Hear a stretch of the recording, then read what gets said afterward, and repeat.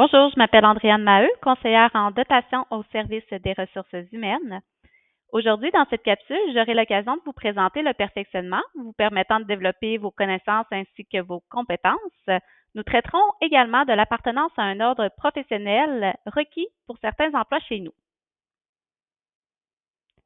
Le contenu qui vous sera présenté s'appuie sur les balises et encadrements légaux en vigueur lors de l'enregistrement de la présente capsule, soit en septembre 2023.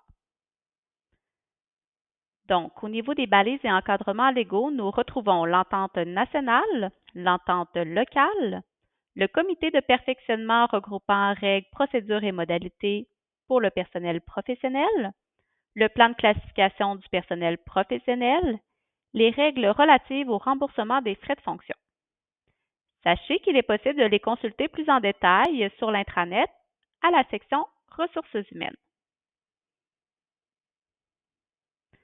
Voyons d'abord la définition qui en est faite. Une activité de perfectionnement se définit comme étant toute activité destinée à augmenter les connaissances, à développer les habiletés ou à modifier les attitudes d'une professionnelle ou d'un professionnel dans l'exercice de ses fonctions. Lorsque la participation à une activité répond bien à cette définition, il est alors possible d'obtenir une allocation. Que vous occupiez un poste régulier, un poste temporaire ou que vous soyez surnuméraire en service, il est possible d'obtenir l'allocation pouvant aller jusqu'à 368 $. Il est important de savoir que le montant alloué est calculé au prorata pour le personnel professionnel dont la semaine de travail est inférieure à 35 heures. Il en est de même pour le personnel professionnel qui est entré en fonction en cours d'année scolaire, puisqu'il n'a pas travaillé la totalité de la période.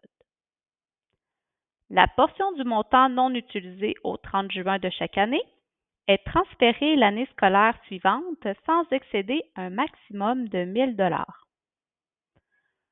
Vous pouvez utiliser cette allocation soit pour participer à une activité de perfectionnement ou pour obtenir le remboursement de frais de scolarité selon les règles prévues.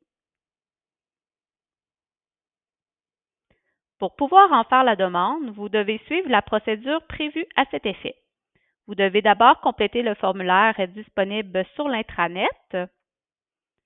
Vous devez le compléter dans son ensemble et obtenir la signature du supérieur immédiat ou hiérarchique avant la tenue de l'activité. Dans le cas où l'activité est autorisée, vous pourrez alors présenter une demande de remboursement pour les frais encourus, toujours en remplissant le formulaire disponible et prévu à cet effet. Il est important d'y joindre les pièces justificatives. La demande de remboursement doit être également signée par le supérieur et présentée au service des ressources humaines au plus tard le 30 juin de l'année scolaire en cours de laquelle l'activité de perfectionnement a eu lieu. Il est important d'y joindre la demande de perfectionnement signée par le supérieur.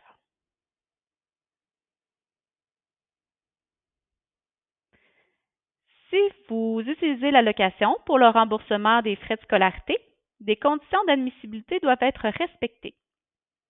Tout d'abord, vous devez être professionnel en service pour l'année scolaire en cours. Pour être remboursé, les cours suivis doivent être pertinents pour un emploi au centre de service scolaire, faire partie d'un programme d'études reconnu, être offert par une institution reconnue d'enseignement et être réussi. Sachez que seuls les frais de scolarité liés à l'obtention de crédits sont remboursables. Pour en faire la demande, vous devez suivre la procédure prévue à cet effet. Vous devez compléter le formulaire toujours disponible sur l'intranet, section ressources humaines, et y joindre le relevé de notes ainsi que le reçu de frais de scolarité.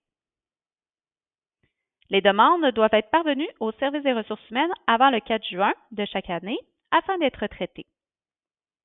Le remboursement ne s'effectuera qu'une seule fois tous les documents reçus.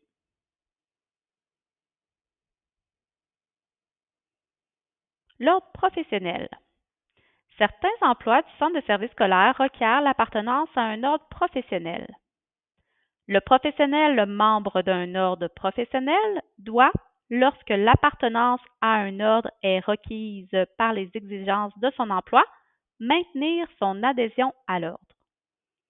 À l'embauche et en cours d'emploi, une copie de l'adhésion ou du renouvellement doit être transmise au service des ressources humaines de réception. Merci pour votre visionnement. Vous pourrez consulter au besoin les documents complets sur ce sujet sur l'intranet section ressources humaines. Pour des questions plus particulières sur votre dossier, vous pourrez vous référer à la capsule Qui contacter pour obtenir les réponses à vos questions. Je vous invite à visionner les autres capsules d'information s'adressant à votre emploi.